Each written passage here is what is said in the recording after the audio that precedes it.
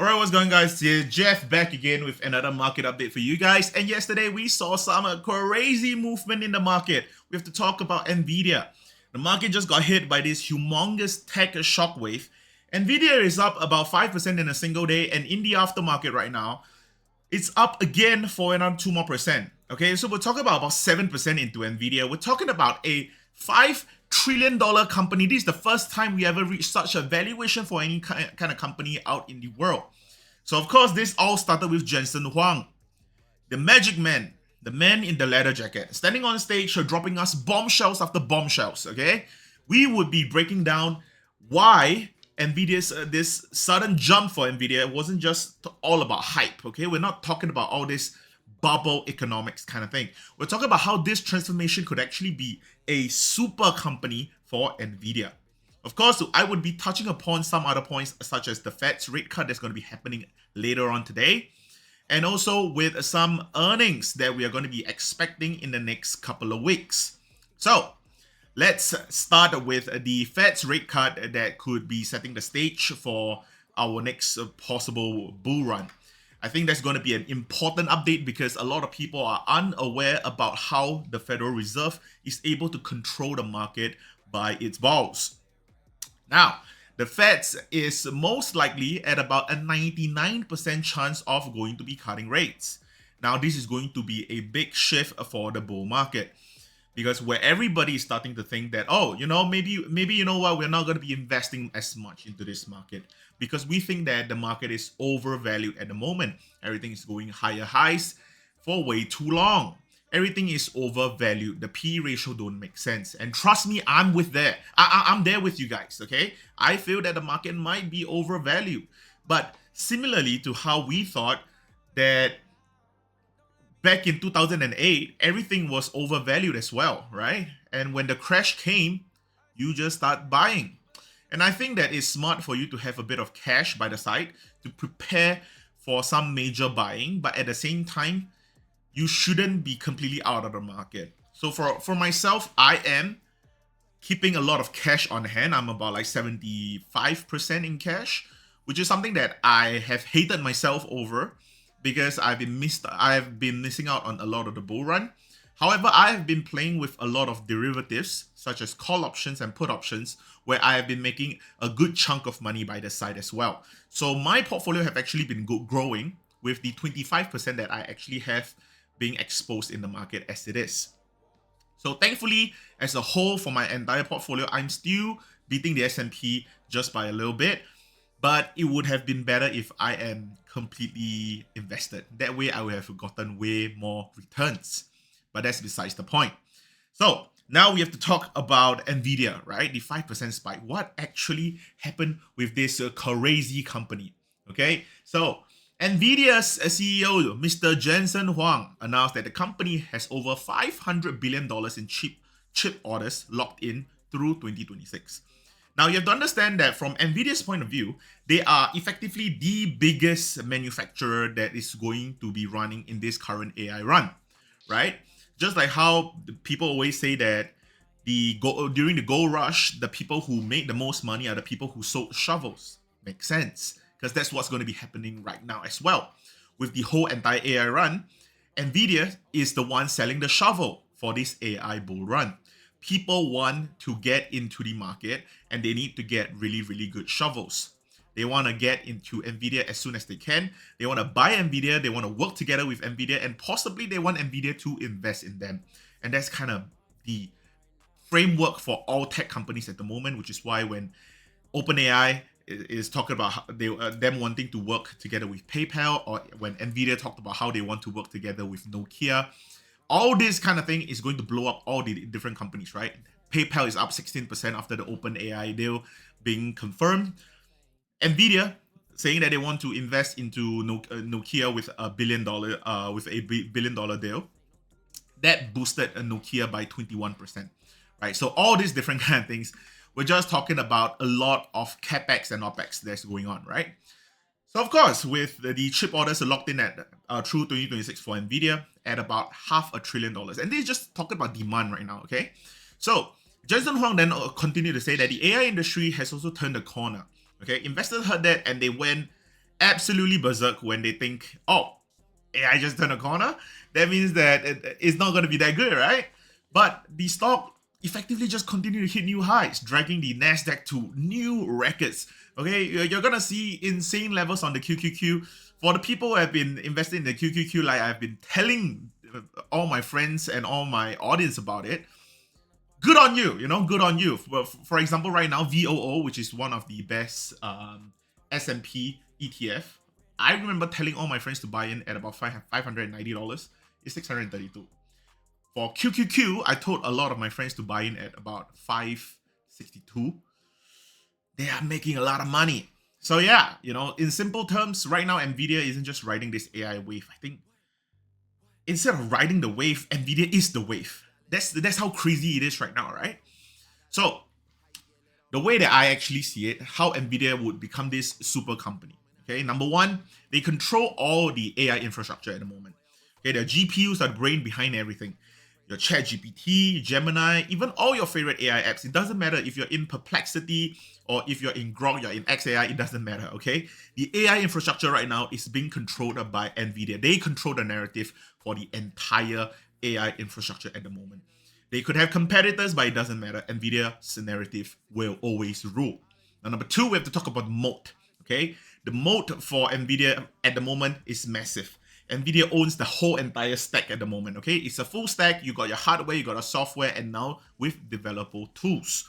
Now, the competitors aren't even close to catching up. So with how AMD has been rising, especially with all the different investment that they have been getting from Nvidia and OpenAI as well, even then it is not enough for Lisa to catch up with Nvidia anytime soon. Now, number three, we have to talk about the market itself, right? The market itself is exploding, like I said. Jensen Huang himself estimated the AI infrastructure market could actually hit $4 trillion by the end of the decade. Now, we're talking about the AI infrastructure market being at about $1.5 trillion or so at the moment. Okay, so we are talking about how AI infrastructure is going to explode so much to the point where it's going to go almost 4 times of what it is today. Now, it's bigger than the entire semiconductor industry as of today. So, while most companies are still building their foundation and their frameworks, Nvidia basically are already constructing their skyscrapers on top of their own, right? They're basically so far ahead of all their competitors, while everyone is still kind of petting the ground to make that base well. They are creating the Avengers Tower on the side. So, honestly, Nvidia is at this point too big to fail, and I think that's why Nvidia is going to be such a super company, something that can't fall anymore. But anyway, enough about Nvidia. Let's talk about the Federal Reserve. Right, it's all about the macro stuff today. Okay, the Federal Reserve is going to be expecting interest rate cuts, as I've explained earlier on as well, and most likely it's going to be a 25 basis point, especially from the previous SCP that we got in September. So markets are effectively already pricing it in. Nothing is really out of the ordinary. Everyone is already expecting it to a certain extent. So what is going to mean, right? It's going to mean cheaper borrowing. It's going to mean higher liquidity in the market and a stronger case for all your growth stocks. It doesn't matter what kind of stocks that you're into. If that stock is not a dividend stock and if that stocks have any potential to grow, chances are it's going to be going up during this rate cut cycle. And you guessed it, the tech sector is going to be benefiting the most out of this rate cut. Let's be honest, okay? A 25 basis point cut is going to mean so much for all the trillions of dollars of loans that's going all around in the tech sector. But of course, Jerome Powell is going to be walking this very, very tight rope, okay? If he signals for more cuts ahead, market flies. And if market were to fly, it's not going to be good for his narrative because Jerome Powell is worried about inflation coming back. So for people who are still unaware, the Federal Reserve only run on 2 mandates. They only want inflation to stay still at 2% on a long term. And at the second, which is max employment or zero unemployment effectively, right? They want max employment to go at all time. That's the dual mandate for the Federal Reserve. And with the tools that they have under their belt, they are able to cut and increase rates.